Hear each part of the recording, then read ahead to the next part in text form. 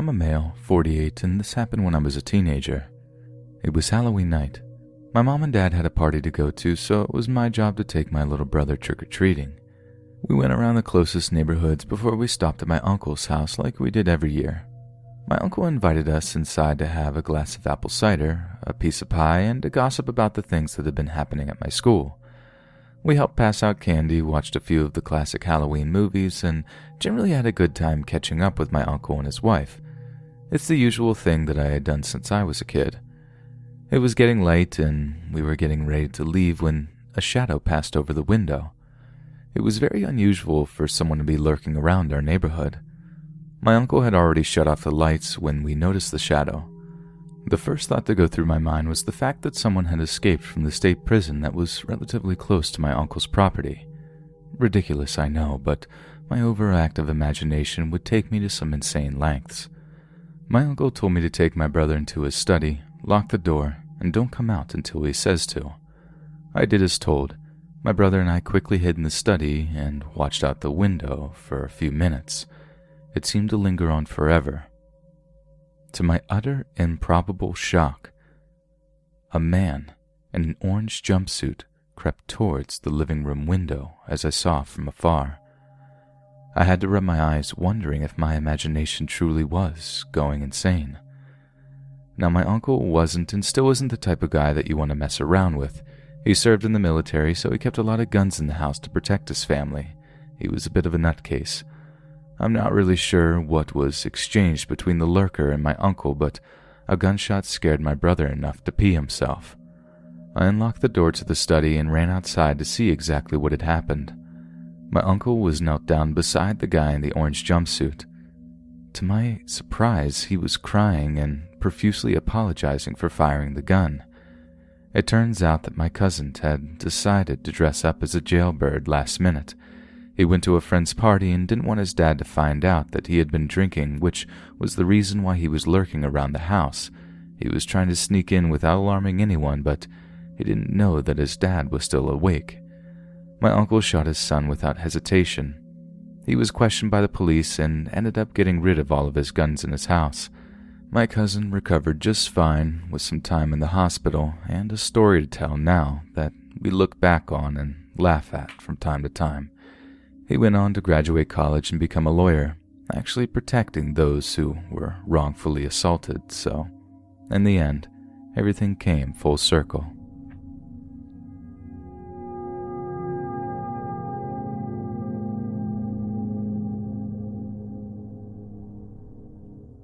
I'm 18, female, and still scared about what could have happened last year. For the sake of privacy, I'll call my girlfriend Lisa. Lisa was a beautiful, smart girl with platinum blonde hair and blue eyes that can make anyone crave her attention. I hadn't been dating Lisa very long, maybe 5 months if that. Our relationship may not have lasted long, but I didn't have any hard feelings after the traumatic event we experienced. My girlfriend and I decided to go out with a bang for our final Halloween as youths by trick-or-treating as sirens. You know, the mythical Greek creature that lures men to their death with a special song. The costumes were on the slightly exposed side, if you know what I mean. We wore short dresses with ripped stockings and high heels, which drew more attention than we had hoped. We canvassed the neighborhood, which visited Mrs. Watson's house, Dr. Harrison's house, the elderly couple whose name I forgot, and the weird guy at the end of the road. We went to a party, had a few shots of tequila, and we went to a friend's house to smoke and eventually made our way back to my house with a bag full of candy. My mom questioned us about our night on the town. I assumed that she could tell we were a little out of it, but we engaged in a friendly conversation while sorting through our scrumptious-looking treats. Being a bit clumsy on top of all that was typical for Lisa. She dropped a handful of candy, which made my mom more suspicious, and then my dogs Poncho and Lilo gobbled up as much as they could. We laughed about 2 chihuahuas licking their lips after eating a lot of caramel candies. It didn't take long for the dogs to start acting weird. They began to foam at the mouth and violently convulsing. It looked like something straight out of The Exorcist. My mom frantically scooped up Lilo and Poncho. I called the police and tried my best to calm my scared girlfriend down. The police confiscated the candy. The vet sadly declared that our dogs had passed away before they arrived. Lisa and I fell asleep and woke up the next morning to the officer from the night before. The weird guy at the end of the road was arrested because he was stupid enough to touch the candy without gloves. Apparently he poisoned the candy with cyanide because the trashy lesbians are an abomination to the world and deserve whatever was coming to them. He was charged and sent to prison. Lisa broke up with me a few days after the incident and checked into an institution because now she suffered from PTSD. I'm sad that my dogs passed away, but I'm grateful that neither Lisa or anyone else in my family had eaten the candy. Who knows what could have happened? I urge you to be careful when you take your little ones or anyone else out trick-or-treating. Please check the treats that you receive carefully and throw out anything that looks like it had been messed with. It's for your own safety.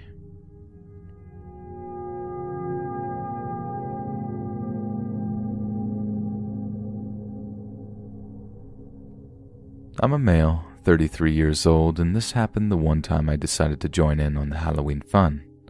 My town is a small, tight community who watches out for everyone. Strangers don't usually come into town without someone knowing. Here's the events that really made me scared of the world. The Halloween Carnival comes to town every year. It's a town favorite and personally the only thing I had been looking forward to because my parents finally agreed to let me go. I usually wasn't allowed to participate in the festivals due to my health issues while growing up. Let's be honest, being the kid with health issues isn't the ideal way to grow up because no one wanted to be friends with me yet that year. I was excited to be going with the kids next door though. I suited up in the warmest clothes I could find, made sure that I had my inhaler, and hurried over to the neighbor's house. The parents drove us to the festival, told us to keep an eye out for anyone we didn't know and to meet back at the entrance in a few hours. The first thing we did was gorge on cotton candy. My parents didn't let me have candy because it was bad for you. Go figure. My stomach was aching by the time we walked across the carnival to the Ferris wheel. I decided to sit down while the other kids did their thing. I was a little upset that I didn't ride with them because they were bragging about how fun it was. Stan wanted to go play the games they had, but Leela, Marco, and I wanted to go to the haunted house. We wasted about 15 minutes arguing before we flipped a coin and decided that the house was next. And that was a big mistake. The haunted house, the ghoulish favorite for teenagers and irresponsible adults, was the biggest event on our to-do list. Naturally, the line was about a mile long. Maybe an hour was spent waiting until we reached the entrance. The worker watching the front door warned us to turn back now or be cursed with the unnerving nightmares that can be caused. Stupid, I wish I would have listened to him though. Leela and I held hands while walking through the first hallway where a zombie jumped out at us. Nothing too scary. The next event was the ghost of a victim who wouldn't rest until she collected what was hers. I didn't get the chance to find out what that was because someone grabbed my arm and pulled me away from the crowd. I screamed as loud as I could, but it was useless with the loud noises and creepy music that was blasting in the cramped building. I thought it was a part of the show when I noticed that the exit was getting further and further away. My breathing started to get heavier. My chest felt like it was tightening, and then I started crying. Something warm ran down my leg, and I knew I was having a panic attack. I fumbled the pocket of my coat for my inhaler, but dropped it when the person pulling me away told me to shut up. I'm not really sure what happened after that because I woke up to the paramedics kneeling beside me holding a mask over my face. I could finally breathe. The man that had pulled me away from Stan, Leela, and Marco was a stranger that had been hiding in the building that they used for the haunted house weeks before the carnival got there. My parents were beyond angry that I had nearly been kidnapped in a crowded place that should have been safe, but the police had failed to have enough patrol around the area. It turns out that Stan had been the first person to realize I wasn't holding on to Leela anymore. He panicked and grabbed the other two so they could get help. Their parents found a police officer and they stormed through the haunted house where they found the man dragging me down an unused corridor. I'm very lucky to have been such a fearful wimp because the other kids wouldn't have even noticed that I was gone if it weren't for them not being able to hear my girlish screams. I guess that you really don't know what kind of people can be lurking around your town, no matter how small it may be. You never really know what could happen in the most crowded of places. I was almost kidnapped in a haunted house, and It turns out that I wasn't the first person he had tried to get.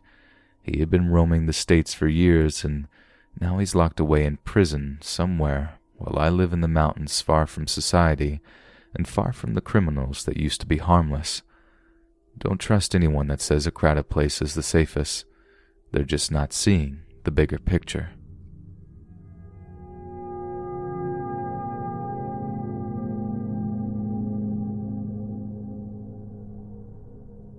I was 8 at the time that this occurred. I'm 16 now, female, and an introvert because the memory of that night is still fresh in my mind. I'm afraid it will be there forever. Here's a little backstory which is important to this story. The horror-obsessed neighbor that I had when I was a kid had to be the only person who truly loved Halloween. It was Miss Tompkins' absolute greatest joy in life, being able to decorate. This year, she went all out on decorating for it. The house was covered in spooky delights, tasty treats were left on the doorstep, and her famous yet terrifying ghouls were placed in coffins throughout the yard. Her house was the last stop on every kid's list simply because it was the one place that could make you scared for your life. I hadn't felt good for the week prior to Halloween, so I laid in bed sick that day. I peered out the window a few times throughout the day, but hadn't seen Miss Tompkins doing the finishing touches to her masterpiece, which was weird. She should have been outside all day, taking pride in what she had created, but she wasn't. No one had seen her since the night before, and my mom was starting to get nervous since they were friends.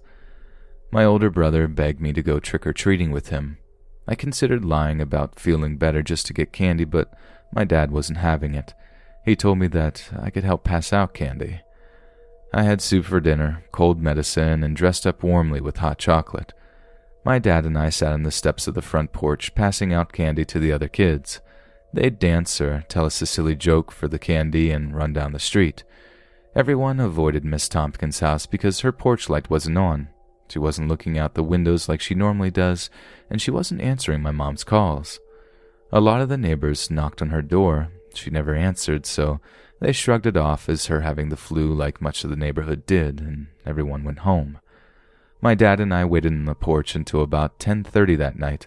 We decided to call it quits when the last of the stragglers went home and Miss Tompkins never shut off the fireworks like she did every year before. My brother and I stayed up a little later than usual to sort through the candy he had gotten. My parents went to sleep, and soon after that so did I. I woke up the next morning to an empty house. My parents were outside talking to the other neighbors about what went on the night before. I guess my mom had a bad feeling the day before. She tossed and turned all night, so she decided to check and call the police. A few officers checked the area, knocked on the front door, but got no answers, so they called it a night as well. A patrol car had been sent earlier the next morning. He thought the coffin sitting in Tompkins' yard was cool. He walked up to the nearest coffin to admire the hard work that had been put into the decorating. I guess he touched the fake blood around the corpse's neck, and it wasn't corn syrup. Miss Tompkins' ex-boyfriend had been jealous of her new relationship.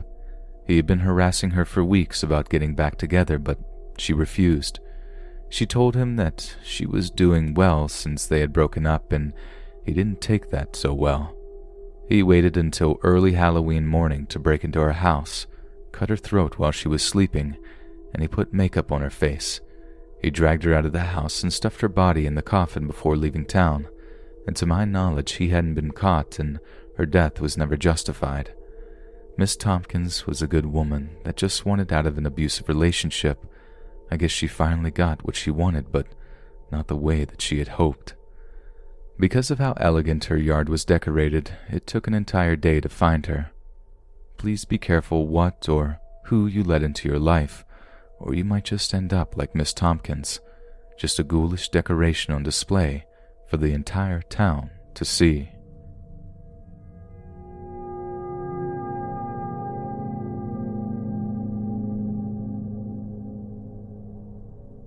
I'm a female, 29, and this killed my Halloween vibe.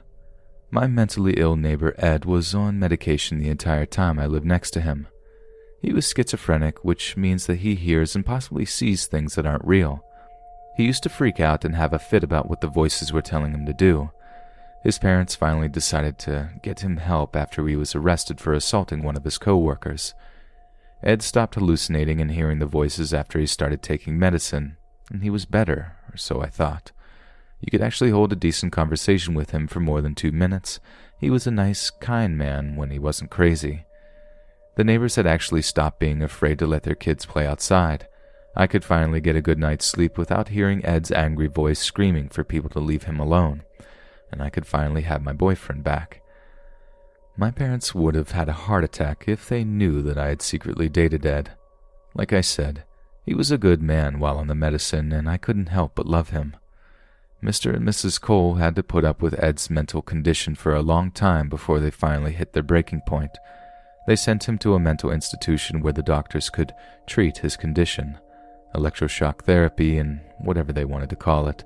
I couldn't do anything to stop his parents from sending him back despite him begging me to help.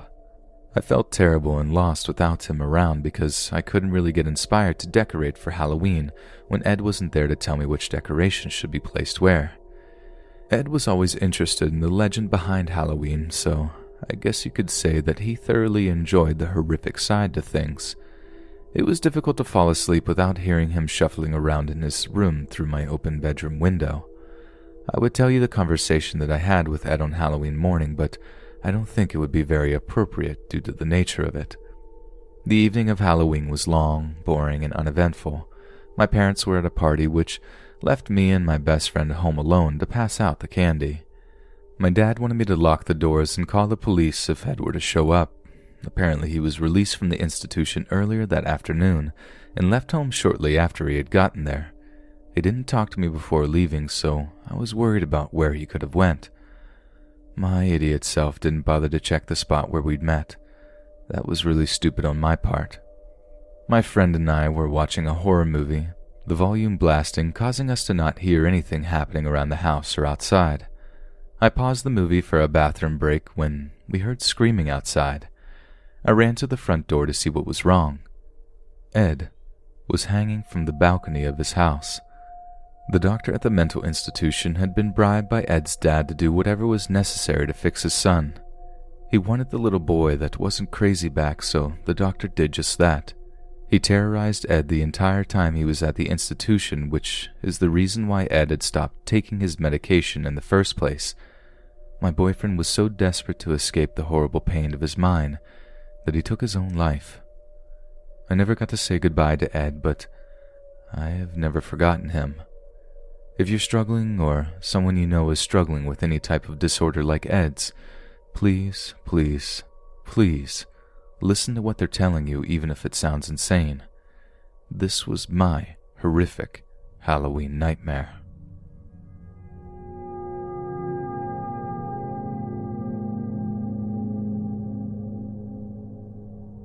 I'm a male, 17, and this happened last year. Halloween was never my thing. I just didn't care about the holiday.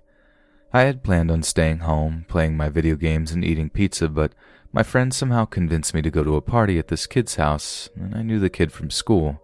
I'd seen him around a few times. I was told that there was going to be a bunch of kids from my school there, so I figured, what the heck? I can have free drinks, snacks, I can go hang out with friends and get away from my dad scaring little kids for a few hours. Totally worth skipping my normal tradition. My dad begged me to stay home and help him pass out the candy, but I just wasn't feeling it. I told him that I'd be home before midnight.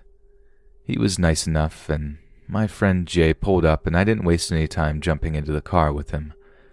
My dad probably wasn't happy about me riding with Jay since he'd had more speeding tickets than anyone I knew. Jay parked a few blocks away from the party. We walked up the sidewalk, joking about how we would get to see a fight, and was happy to see our other friends waiting for us. I already had a bad feeling about the party. We weren't at the party very long before the bad feeling got worse. The party was going just as I had anticipated it would. However, who I hadn't expected to see, let's call her Marcia, was there. Marcia and I dated for 2 years before she found out that I was cheating on her the entire time. Things didn't end well between us, and before too long she had a new boyfriend. We'll call him Dave. Dave was an idiot. He bossed Marcia around, threatened any guy who talked to her, and had seen the inside of a jail cell one too many times. I was going to say something to Dave. I had finally had enough of his crap, but my friends told me to ignore them. Marcia wasn't worth getting into trouble over, so I left it at that and joined the crowd outside by the pool. I threw back quite a few shots of whiskey before challenging myself to win at beer pong. I kicked major butt at that. My friend tapped me on the shoulder and pointed to Marcia. Of course, she had to be walking towards me. I glared at her until she stopped in front of me. "I didn't expect to see you here," I growled. "Yeah," she chuckled. "I wasn't going to come here, but Dave insisted on seeing the cheating idiot. Well, here I am. I wouldn't get drunk if I were you. Never know what's going to happen." She smiled. "What?" I thought to myself, while Marcia walked back over to her boyfriend. Why would she say something like that? I mean, I knew that she could hold a grudge, but it felt more like a threat to me. I kind of shook the thought away from my mind and stuck close to my friends. We were talking about who would likely graduate high school and become a criminal, just the usual things teenagers like to think about, I guess. I snacked on several things nearby to try and sober up. I generally was all enjoying the company of my classmates before some jerk smacked my drink out of my hand. I turned around to see Dave standing behind me. He was livid. His cheeks were beet red and his jaw was clenched. That evil look in his eye brought out the inner a-hole in me. We exchanged some not nice words, and I was the idiot who threw the first punch. Brawling hadn't ever been my strong suit. Naturally, the criminal destroyed me. I dumped my beer on Dave, and he pulled a rather large hunting knife. I nearly crapped myself when I saw that thing. I knew Dave was dangerous, but I never thought that he'd bring a knife to a party. I felt like I was done. I tried to run away as quickly as possible, but I remember the entire world spinning. I was seeing spots, and I was completely out of my mind. It's hard to run when you can barely form a thought. Dave grabbed hold of my shirt and pushed me to the ground. I will spare you the gruesome details. Needless to say, I now have a prosthetic hand and one incredibly sweet scar from my temple to my jaw. Dave, I will forever regret, was never locked up because he had an incredibly good lawyer, and I spent a long time in the hospital recovering with incredible pain medication, but I still hate Halloween. I hate Halloween, and I'm basically a decoration year-round, so no, I don't think that I'll think of Halloween the same. Halloween revenge. It's basically the best way to never get caught because there are a lot of other criminals roaming the streets on that night.